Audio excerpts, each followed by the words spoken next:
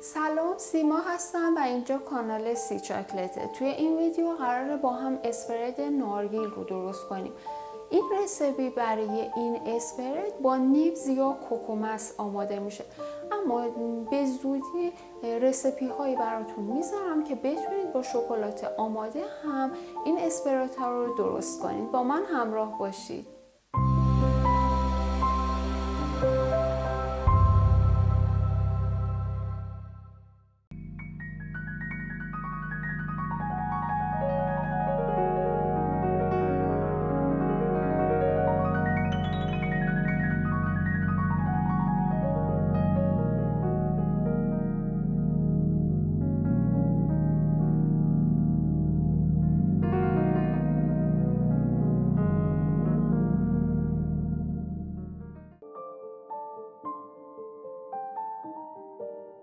وسایل مورد نیاز: ملانژر یا چاکلت ریفاینر، سشوار، بلندر، صافی فلزی و اسپاچول مخصوص دستگاه.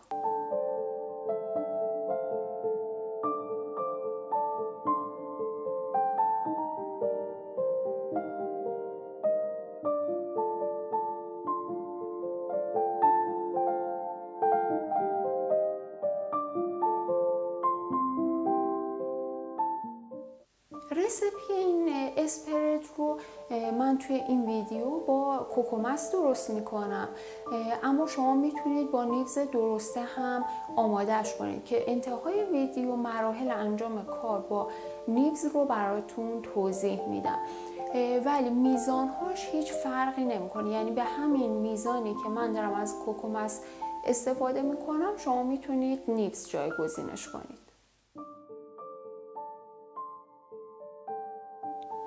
مرحله اول، قبل از شروع به کار پودر نارگیلتون رو داخل ماهیتابه روی شعله متوسط حرارت بدین و رستش کنید تا طلایی رنگ بشه. بعد از روی حرارت بردارین، داخل غذاساز بریزین و یک کمی میکسش کنید.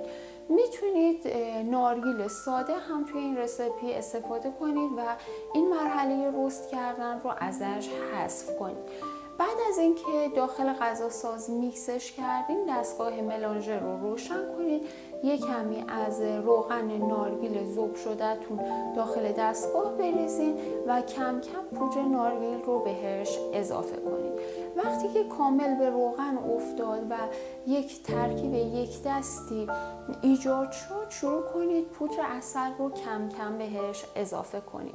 هر جای دیدید که غلظت مواد بالا میره، از روغن نارگیلتون اضافه کنید تا غلظت یک کمی پایین بیاد. همینطور در طول کار هر جایی که میبینید نیازه، چون برای شروع کار سنگ دستگاه سرده و ممکنه اون روغن هایی که داخل نارگیل هست یک کمی سفت بشه، از سشوار استفاده کنید تا به حالت نرم و روون در بیاد.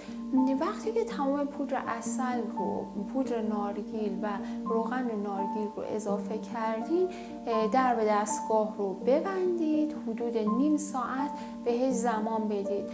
بعد میریم مرحله بعدی.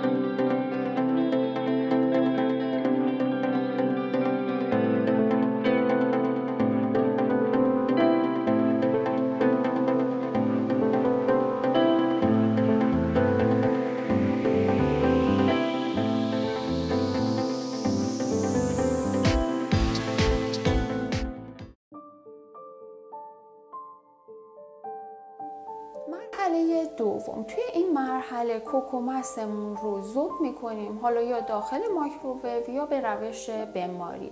به مواد داخل دستگاه اضافه میکنیم، پیچ بالای دستگاه رو سفت میکنیم و درب دستگاه رو حدود نیم ساعت تا 1 ساعت میذاریم.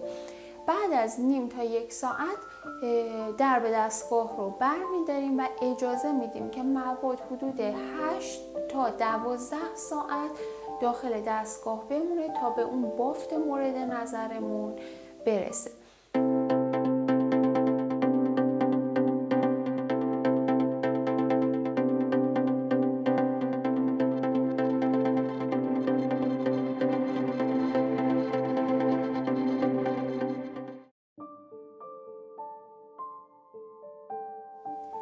مرحله سوم، توی این مرحله دیگه اسپرد ما آماده است، بافت مورد نظر رو گرفتیم ازش، دستگاه رو خاموش میکنیم، مواد رو از صافی فلزی رد میکنیم و الان نوبت تمپر کردنه.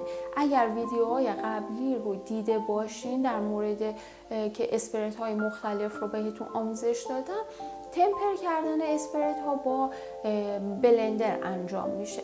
وقتی که مواد رو از دستگاه خالی کردین، هر 1 ربع تا نیم ساعت 1 بار میریم اون رو هم میزنیم و با بلندر میکسش میکنیم.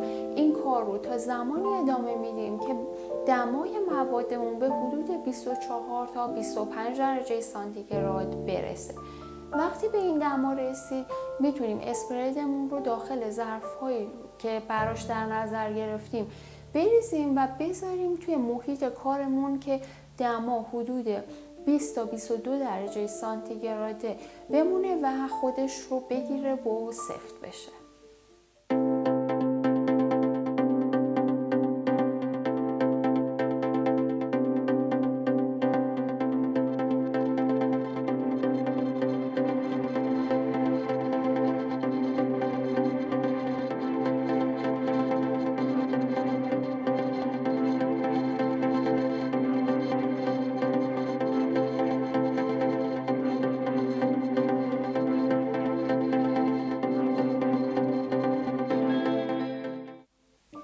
حالا اگر بخوایم که مستقیم از کوکونیبز استفاده کنیم، مراحل کار به چه صورته؟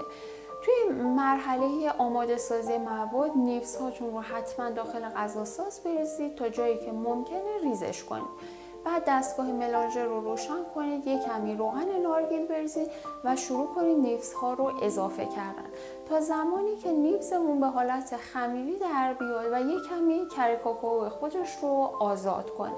وقتی که به حالت روونی در اومد، کم کم پودر نارگیلمون رو اضافه میکنیم و وقتی این دوتا کاملا میکس شد بهشون حدود 1-2 ساعت زمان میدیم.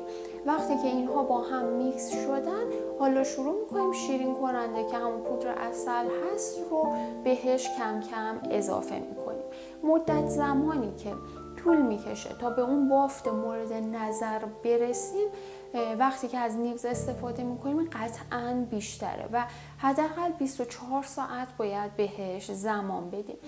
مابقی کار یعنی دیگه بستن پیچ بالای دستگاه وقتی که تمام موادمون اضافه شده انجام میشه و مابقی کار یعنی تمپر کردن و نگهداریش هم همونطوریه که داخل ویدیو قبلتر توضیح دادم.